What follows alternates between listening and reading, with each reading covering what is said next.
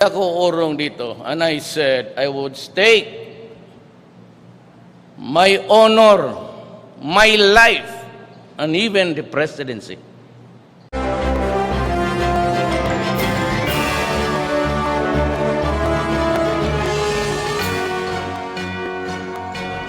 Good noon, MPC. Kasama na natin si Chief Presidential Legal Counsel and Presidential Spokesperson Salvador Panelo. Good noon, MPC. Congratulations to all the winners. Oh, but it reminds me, congratulations to my nephew-in-law, Congressman-elect Bong Suntay, married to my niece, Sheila Guevara Suntay.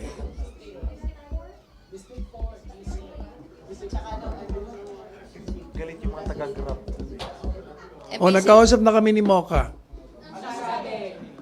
Mukha napabayaan niya ng ano, kasi daw yung, hindi siya identified dun sa kasosyo. So, hindi alam na siya yung nominee. Sabi ko dapat pina-amend mo. In-amend mo dapat yung ano, yung may kasosyo, Mocha or Mocha. Kasi hindi nga. Mas nakatulong pa siya dun sa mga ibang kandidato. Well, sabi niya, ganun pa rin. Gaya na sinabi ko, tuloy pa rin siya sa kanyang mga advocacy kahit nawala siya sa gobyerno. Susunod na kandidato si RJ. Party list. Pia. MPC, party list. Pia Gutierrez. Hi, sir. Sir, good afternoon. Wait, that reminds me, wala pa nga pala kang party list sa mga periodista, mga reporters. Sino? Meron ba? Meron? Anong party list? Pangalan? What's the name? Hindi nyo pala alam sa sarili nyo party list eh. Paano mananalo? Nag-aalab. Kulang ang kampanya. Oh, shoot! Pia. Sir, good afternoon. Sir, you said yesterday that President Duterte will tolerate a slight delay on the return of the Canadian garbage. But last night, Secretary Locsin tweeted that the Philippines will be recalling the Philippines ambassador and consul to Canada until the Canadian Yes. government is able to recall. Yes. So bakit ganun, sir? I thought Para that order of the recall is to persuade them to make it fast. The more they delay, the more personal will be coming back. Di ba, we should have statement noon pa that the refusal to bring the garbage back to their shores is disruptive. That's what the word I use. Disruptive of our diplomatic relations. Yun ang nga nangyayari. Sir, may information kayo doon sa delay. Saang kanino... Sinasabi kasi nila maraming documentation. I don't know kung anong klaseng documentation yun. But this is the fault of which government? The Philippine or the Canadian Sa government? kanila, Why, sir? hindi ko alam. Basta yun ang sinasabi nila. Documentation daw ang kailangan pa. Documentation from Canada. From Canada siguro. Siguro, baka ang problema nila, kasi di ba nagpadala yata private companies, they're requiring them to bring back the garbage. O baka ayaw pumayag yung, kaya kakaproblema sila. But regardless of whatever reason, they have to So yung mga return. yung mga documents and papers na kailangan ng Philippine government to ship the Canadian garbage out of the country, wala pong Hindi problema ka natin dito. alam kung what's stalling them. From the tweet of Secretary Locsin, they were supposed to meet yesterday. The Canadian authorities at saka DFA.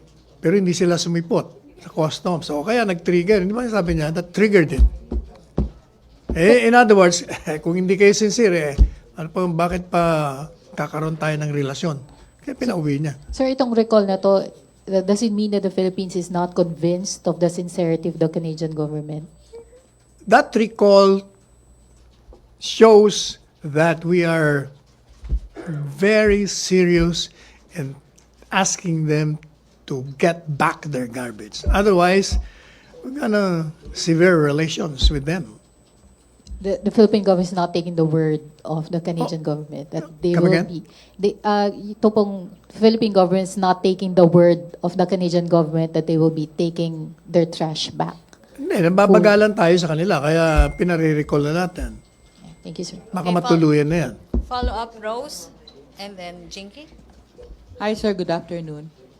Hello? Sir, sa tingin nyo, may magkakaroon kaya ito ng epekto sa sitwasyon ng mga migranteng Pilipino sa Canada? Hindi naman siguro. Wala namang I don't think may kakaroon ng problema nun. Kasi yung mga nandun naman legal. At kailangan din nila ang mga overseas workers natin. Halimbawa po may mga magkaroon ng problema rin na migranteng Pinoy, matutulungan ba sila Oh, ng definitely. embahada roon? It goes without saying, we are always protective of the overseas workers. So walang magiging epekto? Wala naman siguro. Hopefully, wala dapat. Okay, follow up, Canada, Jinky, then Hannah. Hi, sir. Sir, anong mangyayari kapag natapos na yung deadline sa Canada? Natapos na nga, di ba? Yes, but what is our next step then? O hindi ba? The fact alone that Secretary Locsin has recalled our diplomats there shows that not only are we serious, we are already warning them. We're gonna sever diplomatic relations. Sir, hanggang kailan tong recall na to? Hanggang sa mabalik yung trash? Di ba na yun? sinabi niya, until such time as hindi nyo inaano yan, hindi ko ipapabalik yung mga pinarecall ko. No effect, sir? Right now here, our relation with Canadian Ano government? bang wala eh? Ano pa bang tawag mo doon? Pag pinarecall mo, di ibig sabihin may problema na relasyon ninyo sa atin. Meron sila, sir, na ginawa somehow, doing some communication with you direct from Canadian government to the Philippines? Ang sinasabi ng Canadian authorities, they're doing their best to bring back the garbage to them. Okay, sir. But I cannot even understand because if I were the Prime Minister, kadali-dali naman yan. Kunin na yan, balik na yan dito. Di ba? Ganun lang kasimple yan eh. Kaya lang, Eh, hanggang kung kailan? kailangan nila si Presidente Duterte maging Presidente ng Canada para ganun lang kasimple yan. Kasi ang tanong, sir, hanggang kailan tayo maghihintay? Hindi na tayo, the fact na pina-recall mo na, di ibig sabihin, hindi na tayo nakapagantay. Thank you, sir. Hannah, to be followed by Cedric and Tina. Hi, sir. Yung decision po na i-recall po yung ambassador, is it initiative po ni Foreign Affairs Secretary or was it an instruction from the President po? Again, I will repeat, the President does not interfere with his department heads because they are their alter egos. They know what the President's program is with respect to relations with other countries. So pag sinabi ng department head yan, yan ang posisyon ng Presidente. Nung nag-decide po ba si Foreign Affairs Secretary, humingi muna siya ng advice? Then you will or have to has- ask him that because that's personal to him and to the President. Okay, sir. Okay, Cedric. Any information lang, sir, how Canada is responding to the recall? Wala pa. Ka-tweet niya lang, di ba? Okay, Tina. Sir, linawin na lang natin. Sir, na-inform ba ang presidente o Alam na ng Presidente yun. na Yeah, na-recall? of course. He knows that already. Since last night, sir. Alam niya na. Okay, sir. Raymond.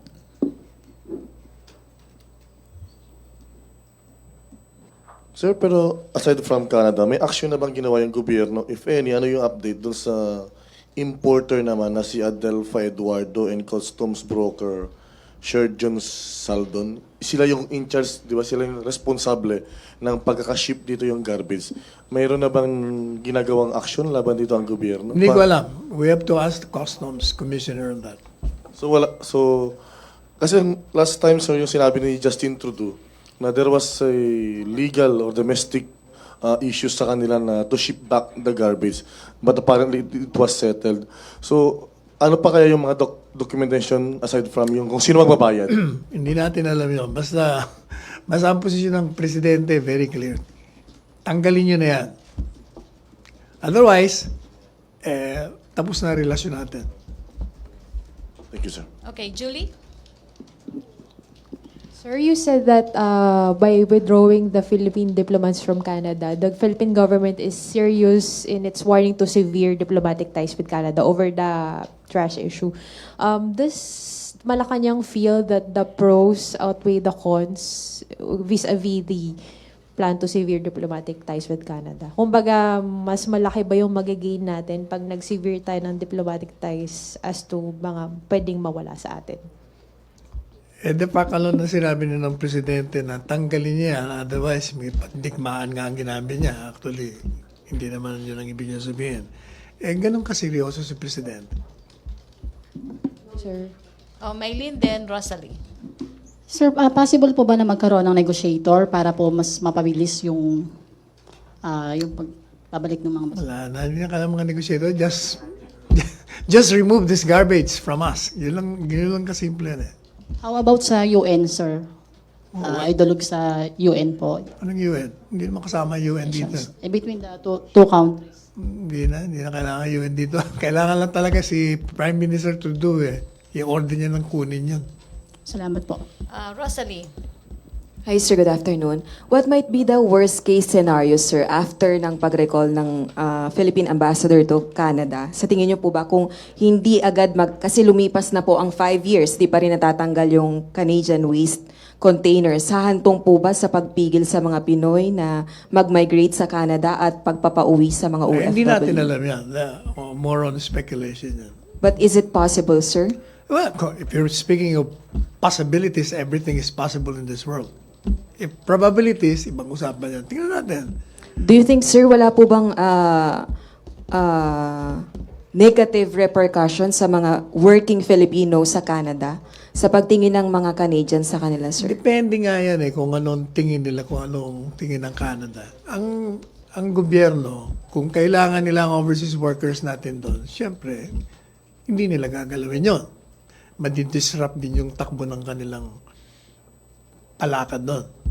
Are you giving them assurance, sir, na hindi maapektuhan yung kanilang pagtatrabaho, yung kanilang relation with the Canadian community, given na 800,000 po yung mga Pinoy na nasa Canada? Whatever the consequence, this government will be protective of the interests of our countrymen in any part of the world. Okay, last on Canada. Raymond and then RJ, Canada rin. Sir, dahil sa mga bago sinabi naman nila ngayon ng mga documentation, para dinidribble lang tayo ng Canada, bakit hindi na lang totohanin ni Pangulong Duterte yung kanyang banta earlier na ship back on our own yung mga basura ng Canada? Yun nga ang gagawin niyan, di ba? Nagagalit na nga siya. Kaya lang hindi niya binagawa dahil nangako na kukunin na namin. Huwag natin pangunahan ng presidente. Magaling to. Sobrang ang galing nito eh. So, until this May? Abangan nyo na lang. Last on Canada, RJ. Sir, sabi niyo po alam na ni Presidente. Kailan niya po nalaman? Hindi ko alam kung kailan niya alam. Basta alam ko alam niya. Paano mo nalaman na alam? Sinabi sir? ni Secretary Lux, alam. Alright, Ano pang gusto mong malaman? Pero sir, Kumisan nagtataka ako sa mga tanong, parang, ha? Anyway. No, sir. We're trying to find out how the palace and the DFA are communicating with one another. Kasi yesterday, as I told you, even if there is no communication, very clear si Presidente, I'll let you do your job. Alam nyo kung anong gusto ko. So pag ginawa yan, yan ang desisyon ko. Otherwise, magsasalita si Presidente, iba. Di ba? kasi sir, yesterday you said you are fine with Canada not beating Sabi the ko deadline. kahapon, the President is a reasonable man. Kung slight delay lang, okay lang. Okay din naman, hindi ba sinabi niya, I will recall that as long as yung sinasabi niya, yung 2 or 3 weeks delay, it doesn't mean na in-extend namin ang deadline. Ang sinasabi namin, hanggat hindi nyo kinukuha yan, i-recall ko yung mga diplomats ko. But definitely the DFA is not okay with it and that's why they recalled it. the representatives Ano in yun? Canada. Kung baga, yun ang sign na gawin nyo ng kaagad kasi may problema na kayong malaki. Exactly, sir. Thank you. Okay, other issue, Nestor. Follow up ba? Pia.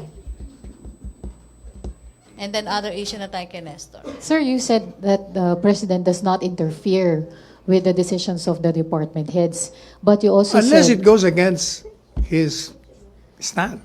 that the president is the main architect of the Philippine foreign Correct. policy. In other words, like for instance, DFA, alam na ng DFA kung ano ang policy ni Presidente kasi dinidiscuss niya sa cabinet eh. So alam na nila kung anong gagawin nila. But for a decision that could bring big consequences, especially to the hundreds Kay of thousands Presidente of pa rin yan. Filipinos in Yeah. Canada. Kay Presidente pa rin yan. Pag ginawa yan ng isang department head, merong clearance yan kay Presidente. Sir, you said that the president is a reasonable man and he can tolerate a slight delay. Do you think that this recall is a reasonable action from the Philippine I government? think so. Why? Because they said they will. Tapos hindi mo naman ginawa. O edi, meron siyang action. But you said that the president, as a reasonable man, sees that there is yung slight delay na sinasabi ninyo. There's a reason behind that, and that the president is willing to wait 1, 2, or 3 weeks for them to sort it out. Yun ang sabi niyo kahapon. Yeah, yun ang sabi ko. Wala naman na bago dun sa sinabi ko. Alam mo, That, ang isang tao, may hangganan. Diba? Kung ang reason mo ay valid sa kanya, okay lang. Pero kung hindi naman valid, babaguhin niya ang desisyon niya. Hindi na siya magiging maunawain o understanding dahil binobola mo na siya. okay, thank you, sir. Okay, other issue. Other issue, Nestor, then Tina, and RJ. Secretary, good morning. Yes. Most of the politicians tagged in the president's narco list won in the recent local elections. What does this say about the effectivity of the president's warning, since previously he mentioned that the purpose of releasing the narco list is to warn the public? So what does this say about the effectivity of the president's? Well, di ba sinabi ko na sa inyo, yung dynamics ng local iba. Sila ang nakakaalam dun sa mga kandidato nila. Kahit na kasi, like in one, I will not mention one particular province. Not Davao. Somewhere in the... Pag tinanong mo yung mga botante, nasa drug list yan, bakit yung binod? Abay, nasa drug list nga, pero ang grabe naman ng tulong sa amin dito. You get the point? Kumbaga pragmatic yung mga botante. Tumutulong sa kanila. Pag yung mga anak daw nila may sakit, dinadala sa ospital, medisina, ganyan. Kahit naman nasa drug list, binoboto pa rin nila. Ibang dynamics eh. More on necessity. So But the president has already warned. Kaya sinasabi niya, bahala kayo. Ako sinabi ko na sa inyo. So hindi effective yung naging warning ni President, sir? Sa iba, effective. Sa iba, kahit na naniniwala sila ka presidente dahil mas kailangan nila yung tulong nung inihalal nila, binoto pa rin nila. Will the government still push for the filing of charges dito sa mga narco lister? Palaging depende yun sa ebidensya. It will always depend on the evidence. May follow-up? Follow-up? Other issue, Tina? Sir, recently nag-viral yung video ng isang Filipino mate tied to a tree. Who? May Filipino domestic helper na tinali sa puno ng employer niya in Saudi Arabia. Na-repatriate na naman siya pabalik dito. Sir, meron pa raw mga ibang Filipino helpers in that household na nagsasuffer ng mga torture sa kanilang employers. Is there a need for the President to reiterate yung warning niya against mga abuses sa Filipino workers overseas? I don't know about that. We'll ask Secretary Bello on that. I suppose he will be giving the President a report on that. And the President will act on it immediately. Can we expect an answer before deadline, sir? Today? We will ask Secretary Bello if you're listening. We want your response immediately. Tina Maralit. Sir, good afternoon. Sir, recently the Philippine and U.S. Coast Guards had conducted drills near Panatag Shoal, and it was reported that there were Chinese vessels tailing them. So what's your impression on this po? Is this our way of sending somehow na parang message po sa China regarding our territorial dispute with them? They're having drills? Yeah, they conducted drills po. Palagi naman may recently. drills, ha? That's a regular thing. Yes, sir, but between the US and the Philippines, tapos sinundan sila ng Chinese authorities. So what's your impression on this? Sinundan sila? Sino nagsabi? Sir, nasa reports. Siya, galing kanino? Galing, hindi na. Kailangan official Sir, yung report. Yes, sir. Binalidate ba yan ng ano? Yes, sir. I will ask the Western Command kung ano yung nangyari doon. So, sir, don't you think that by conducting those drills, aren't we pushing don't we risk pushing the wrong buttons to heighten the tension sa disputed waters? Basta ang alam ko regular thing yung mga drills. Dati naman ginagawa yun. Alright, sir. Thank you. Okay, Cedric. Sir, afternoon again, sir. Sa next Congress, sir, does the palace see the possibility of having a super majority sa both the chambers ng House ng Congress, sir? Eh kung karamihan na halal mga allies ng presidente, di magkakaroon nga ng majority. But regardless of, well, tingnan nyo ha, before election, di ba, majority rin ng allies ng presidente doon. Ganun din eh. May sarili-sarili kasing prinsipyo rin yung mga nandyan eh. So if the fear is baka kontrolado ng presidente, never naman nangyari yan. Unang-una si presidente ay makialam. He never interferes. And the proof of that is lahat ng mga nominees niya sa commission on appointments o karamihan o marami hindi na-aprubahan. Ibig sabihin, hindi niya kontrolado. So ina-anticipate din, sir, ng palace, not just sa House, but even sa Senate, magkaroon ng supermajority posible. O hindi ba sa Senado dati may majority allies ng presidente? When you say majority, one vote lang yun eh. So it doesn't matter whether 10 votes over majority ka, one vote, majority pa rin. Hindi ba last time majority? Ganon din yun. Sir, itong election, sir, would you consider this a preview of 2022? What do you mean preview? Preview of how 2022 may, yung result po ng 2022 may come about? Depende. Kasi hindi ba ang election naman, the results of the election will depend on the first qualifications of the candidates. Number two, the influence of the endorser.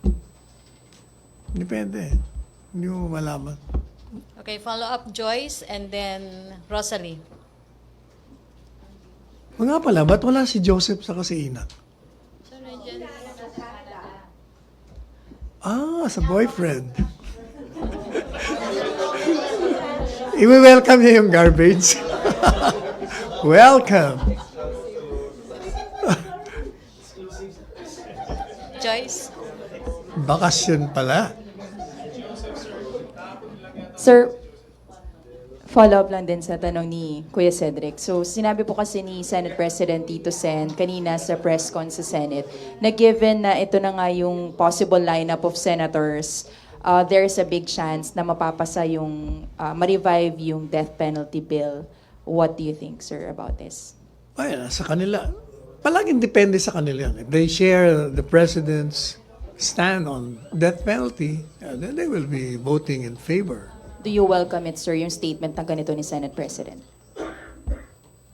Lahat naman yan welcome, basta pabor sa bayan. Given, sir, na maraming administration bets ang possible na manalo and yun nga, dun sa usapin ng death penalty, possible ba na gawing priority legislation, i-mark to ni President Duterte sa next SONA niya, one of his priority legislation? Hindi ko pa alam. We will have to ask him that. Okay, thank you, sir. Okay, Rosalie. Secretary, we have Anjo naman ng CNN Philippines there. Sino? Si Anjo. Oh, yeah. May tanong ka? Si Rosalie Cos. Rosalie?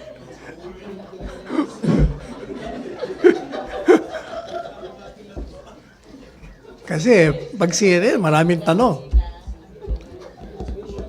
Sir, yesterday you mentioned Oy, that reminds me, bago nga pala, may question kahapon about funding. O, yung sa Rappler, mukhang hindi ako naintindihan.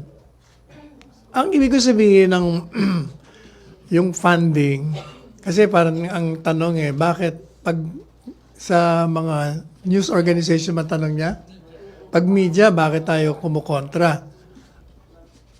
Ang sagot doon, kontra tayo pag nagbibigay doon sa media na ginagamit yung pondo para sirain ang pamahalaan. Yung mga pondo galing sa ibang foreign governments na grant, pabor sa pamahalaan at sa taong bayan yon. But if a media outlet receives funding to demonize the government, siyempre ayaw natin yon. Anyway, ano nga yun? What's Rosalie? the next question? Rosalie Cos. Sir, since possible nga, malaking possibility na dominated na mga kaalyado ni Pangulong Duterte ang both Congress. So, ano po ang inyong expectation sa kanila? Sa tingin niyo po ba na mas mapapadali ang pagpasa ng mga administration pet bills tulad nga po ng death penalty, federalism, and even the emergency powers na since the first part of the term of the president ay hinihingi na? Well, that will depend again on the members of Congress. If they feel that they should pass it immediately, then they will. You must remember that these two houses are deliberative assemblies. So when you say deliberative, it means they will have to discuss, to deliberate the pros and the cons. Sir, okay po. Nagbigay po kayo ng paunang statement na since nga po na majority ng mga nasa top 12 ay mga inendorso ni Pangulong Duterte na nagpapakita na tinugon ng taong bayan yung panawagan ni Pangulong Duterte. Ano naman po kaya ang masasabi ng Pangulo at ng Palasyo sa mga talunan niyang inendorsong kandidato? O hindi ba sinabi natin sa statement na we thank them for participating in a democratic process, and we commended them for fighting a good battle. But the majority has spoken. Hindi kinagat yung kanilang mga issues against the president. Sir, It would have been better, sabi ko nga sa statement ko, kung instead of hitting the president or mudslinging the president, in quotes, sorry, sir. they should have presented alternatives as against doon sa mga kandidato. Diba? Kung present nila ito ang aming Sir, I'm talking program. about the endorsed candidates of the president na hindi po pumasok or tumungtong sa top 12 katulad po ni na Mr. Freddy Aguilar, si Congressman Mangunda Datu, and medyo nanganganib din po si Senator J.V. Ejercito. So, yung Duterte magic po sa kanila, what does the palace or the president say about that po, sir? Alam mo, nasa taong bayan pa rin yun. Kung hindi nila... Kasi maraming factors winning . The first number one there is name recall. Pag hindi ka masyadong kilala, kahit na in-endorse ka, kung hindi ka namang kilala nung boboto, hindi ka rin lalabas. So, hindi po umepekto yung pong endorsement ng Pangulo sa kanila dahil sa walang recall? Not necessarily. Kung hindi nakaabot dun sa mga botante yung endorsement, hindi nila alam na ini-endorse ng presidente. You must remember na hindi lahat ng tao ay may access sa media. Sir, itong mga inendorsong kandidato na ito na hindi pumasok po, hindi nanalo, no? Inendorso sila ng Pangulo kasi pinagkakatiwalaan sila at kilalang personal, yung kanila pong credibility. So, how about the possibility of appointing them to other government positions po, even sa cabinet? I don't know about that. You have to, that's the call of the president. Doon nga pala you recall, kahit na ini-endorse ni Presidente, tandaan niyo sinabi niya sa meeting de avance, hindi ko kayo pinipilit kung gusto niyo lang. Kumbaga, itong gusto ko. Kung ayaw niya naman, okay lang naman sa akin. So, madalit sabi, wala siyang sinasabing, kailangan naman niya yan. Kailangan, hindi siya ganun eh. Sinasabi niya lang na, ito, okay sa akin to. So, I leave it to you. That's why maraming, you must remember, hindi lang 12. Diba? Daming, kumbaga, mamili na lang kayo dyan kung sino gusto niyo. Sundutin ko lang po, sir, related po dun sa question ko. Ano naman po masasabi ng Palas na pasok po yung party list na bayan muna? Na Eh, dati namang pumapasok yan, di ba? what does it show about the electorate, sir? What does it show? Eh? So marami pa ring taong mga publiko na sumusuporta sa kanila. Hindi umepekto po yung panawagan ng government against them not to support the left-leaning party list. Sino ba nanawagan na huwag silang i-support? I don't think the president made that statement. He never said that. Tsaka parang ang napapanood ko kanina sa TV, parang sinasabi nila na bumaba ang boto ng mga left-leaning party list. So kung yung tanong mo, sasagutin ko based on that, ibig sabihin, kung totoong nagkampanya against them, ibig sabihin, epektibo pala. Okay, friendly reminder. Dahil bumaba yung kanilang boto. Please limit your follow-up question, Raymond, then Julie. Sir, after the elections, the PNP is pushing for strengthening the batas laban sa vote buying. Do you expect any development o mauusad kaya sa Kongreso considering na karamihan naman ng mga kongresista, yung mga sila rin yung mga usually suspect na sangkot sa vote buying? Alam mo, kahit na siguro hindi ba bawal na nga ang vote buying, bakit nandiyan pa rin? Gaya nga na sinabi ng Presidente, hanggat merong taong may hirap, palaging merong vote buying. Bawal naman talaga vote buying. Pero it happens. Realidad yan. Hindi, kailangan iangat mo yung mga botante para they will not be lured or Julie? persuaded or tempted to accept money. Or they can accept money but they will vote yung kursunada nila. Sir, ibalik ko lang dun sa sa pagka-elect ng most of the president's allies in the Senate. A research firm, Capital Economics. Saan ka? Paano hindi kita makita? Sir, laki ko. Natatakpan ka naman kasi. Sir, Capital Economics, a research firm, says that it expects more economic reforms to be passed under a Senate with more Duterte allies. However, it is warning that it might be bad long term because of President Duterte's autocratic tendencies daw and his willingness to undermine political institutions and attack his opponents, which have caused foreign investors to take fright. Ano pong masasabi Kanino ng galing Palas dito? Capital Economics po, sir. It's a research Sino firm. yan? Parang mali yata ang kanyang It's a London-based opinion research kasi hindi ba dami nga nating investors ngayon? Yung sinasabi niyong autocratic, kailan pa naging autocratic tong presidente ito? But you do agree, sir, na we will expect more economic reforms to be passed with this Senate, with this composition of the Senate. You do agree with that? Whether or not Senate or Congress are dominated by the allies of whoever is incumbent, we expect them to pass economic reforms that would be beneficial to the Filipino people. Hindi dapat pinag-uusapan nyo kung alay ka o hindi. Ang trabaho mo dyan sa Kongreso, magpasa ka ng mga batas na makakatulong sa pag-unlad ng ating bayan at sa mga kababayan natin. It's about time tanggalin na natin yung mga partisans consideration. Diyan tayo nalulugmok eh. We have to go beyond. Okay, last two and then other issue na tayo kay RJ. Pia and then Cedric.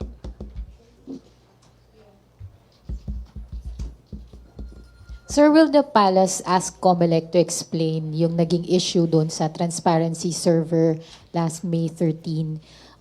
Lalo na po doon sa delay ng transmission ng results in the transparency server because many are casting doubt on the results of the election because na-delay nga daw yung pagpapakita ng results sa transparency server. Hindi ba sabi ng COMELEC, i-imbestigahan nila? Hindi na kailangan ng presidente sabihin sa kalawang paliwanag. It's their duty kasi sila ang sentinel. Sila dapat nagpapaliwanag sa atin.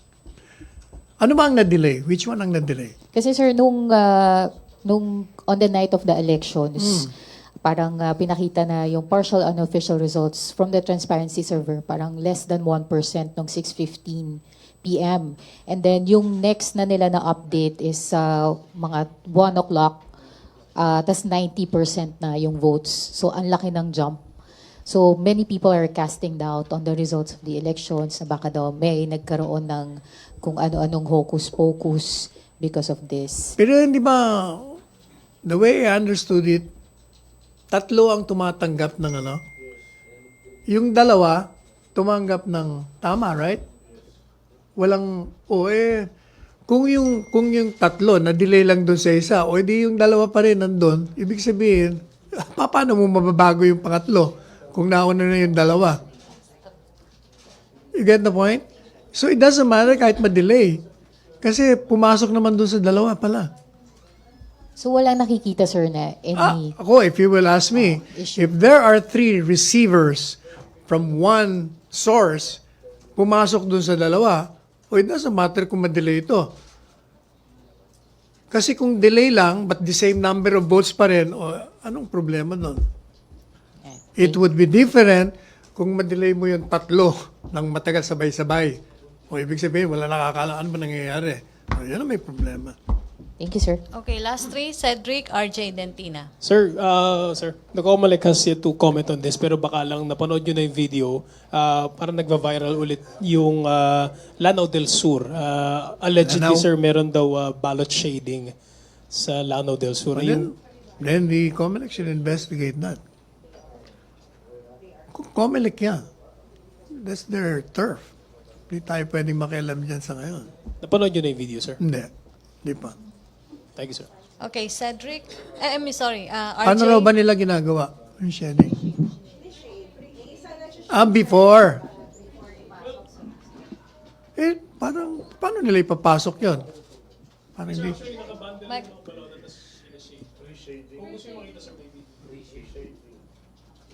Well, hindi naman malinaw, sir, kung pre-shaded or ano lang. Pero what's clear is... Microphone. Hindi, paano? Kasi pag binoto mo, di ba, papasok sa makina, makikita mo kung yun nga binoto mo, tapos ilalagay sa isang box. Sir, may video kami if you want to see. Later, okay. RJ? Sir, Sir, si RJ. Question, RJ. hi, sir. Sir, update on the president.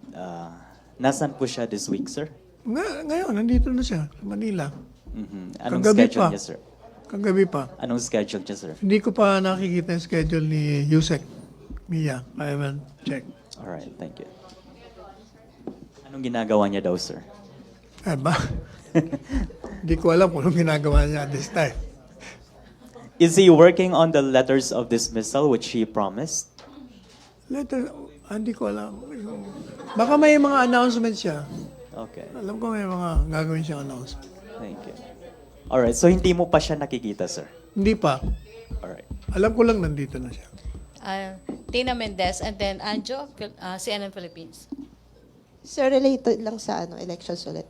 Sir, prior nung election day, nag-issue kayo ng statement that the President has put in or placed measures designed to determine if there was cheating o mga other mechanisms. Ngayon, merong issue on VCMs and yung mga substandard na SD cards yata yan. Wala bang aksyon ang Malacañang?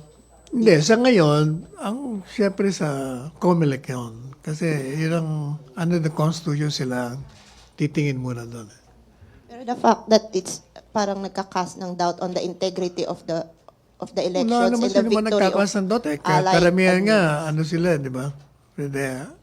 Puro naririnig ko nga, puro papuri sa nangyayari.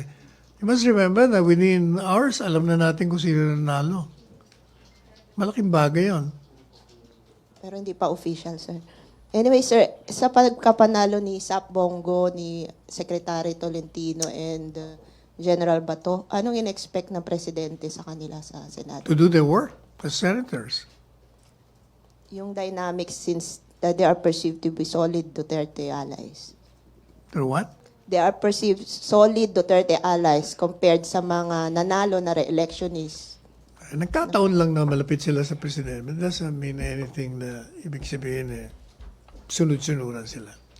And speaking of, since you mentioned Bato, meron kasi nag-text sa akin I hope she's listening. Parang minamalit niya si General Bato. Dahil sabi ni General Bato, wala siyang alam sa legislation kaya mag-aaral siya. First, dapat nga, we should commend him for admitting yung kanyang handicap. Pero wag nating malitin, nakakalimutan ng mga kumi-question sa kapasidad ni General Bato na PMA graduate ito. Hindi ba ang PMA graduates known for their intellect, yung kagalingan nila? Pangalawa, nakakalimutan din naman nagki-question kay General Bato na si Ping Lacson, PNP graduate at PNP chief din. Wala ring alam sa legislation nung siya'y pumasok. O hindi ba naging magaling na legislator? Ang dami. Tingnan mo si Tito Soto. Di ba? Kita mo naman, Senate President na, magaling pa. Hindi ba? Hindi, kasi parang pinalalabas nila. Dapat abogado lang ang nandyan. Kasi legislation yan. O, bakit? Ano sabi ni Lapid?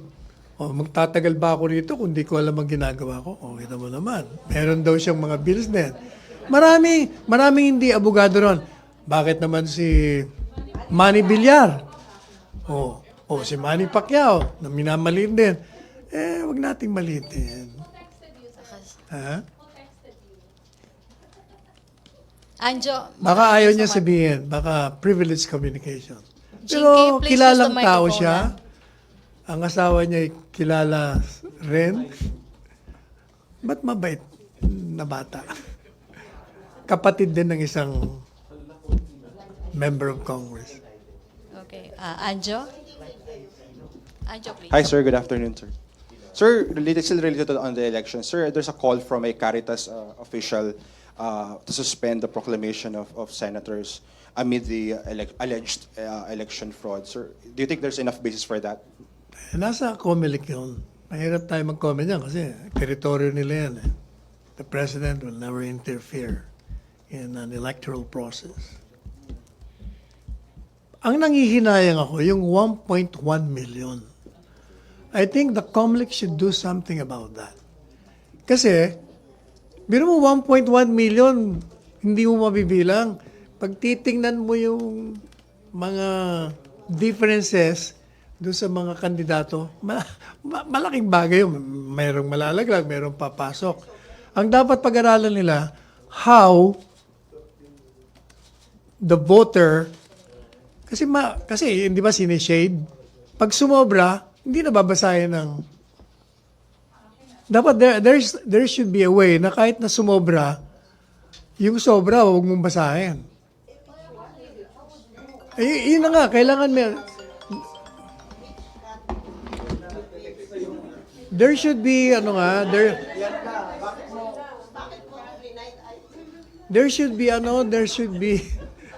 there should be a way of determining na hanggang 12 lang. Like for instance, siguro, dapat nakalagay doon sa balota, hoy, 12 lang ang ilagay mo dyan. Hindi. Saan? Hindi, nakalagay lang at choose 12. Wala man nakalagay doon. Pag sumobra ka, hindi namin bibilangin yung boto mo. Hindi, bakit? Hindi lahat ng mga college graduates, no? Sir, that's the role of the COMELEC to inform the voters. Kaya nga, that's why. They're short of a campaign from the COMELEC. Kulang ang kampanya siguro nila. At the same time, siguro dagdagan pa nila. Kasi sayang parang There must be a way. Yung sumobra naman yung in-endorse, sir. Ang dapat, among naisip ko, ang naisip ko, dapat maging modern tech na tayo na pag pumunta ka sa voting precinct, pipindot ka lang pag binoto mo, labas ka agad sa screen nationwide. Kumbaga, every time ka boboto, nandun na, nagdadagdag na yung mga boboto. Bakit kaya nila hindi magawa yun? So, okay na tayo? Okay, Cedric, yung video, gusto mo pa pakita? Oh, meron pa Secretary? bang tanong? May tanong pa? Any- Chona? Question? Any other questions? Sir, yung video daw kung gusto mo makita, sabi ni Ano Sen. pa? Ano bang tanong? Sir, 13.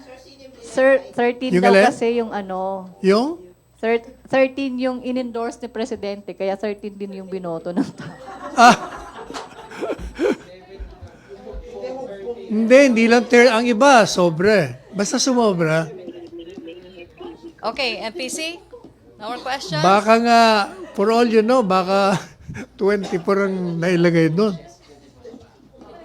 Okay. Tsaka napansin nyo ba yung ano? I don't know if you notice. Pag sinade nyo, pag binaliktad nyo, nandun yung shading eh. Sa likod ng party list. Napansin nyo ba yon? I was afraid na sabi ko baka ma-invalidate to. Bakit? Di ba? Yung anong tawag doon? Yung ink, umaando din sa likod eh. Okay, MPC, follow-up, Sir- limit your follow-up question, Chona. Sir, despite the glitches po. Ano yun? Despite the glitches ng Yes. VCM, Despite the glitches, I think generally the election, yung results are credible po ba? I think so, yes. Definitely. Wala ako nakita. Kasi yung sinasabi nila na yung mga machines na 300 something, gaya na sinabi ko na, napakalit na porsyento yan. Pangalawa, may remedyo doon. Kung hindi nabasa ng machine, all you have to do is to manually count the votes. Kasi nandun lang yung sa box eh. Okay, last two, no more. Last, Royces, TV5. Yes. TV5. Hi, sir. There are 5 contenders for the House speakership. Meron na po ba? 5 contenders? Sino? Yes, sir. Alvarez, Legarda, Cayetano, Velasco, and Oh, I didn't know. Torres. Si Loren pala tumakbong Sino po yung sinusuportahan ng Pangulo? Oh, ngayon, anong tanong mo doon sa Sino lima? doon, sir, yung suportado ng Pangulo? Because I remember in 2016, he openly supported the bid of House Speaker Alvarez. Did he? Yes, sir. Parang hindi ko Yes, yata. sir. Yes, sir. Ha? Hindi ko pa alam kung sino ang susuporta. Wala pa siya sinasabi. Okay, MPC, no more questions? Okay, thank you, Secretary Panelo. Thank you. Thank you, MPC. Thank you. Back to my Hello? studio sa Radyo Pilipinas and People's Television Network.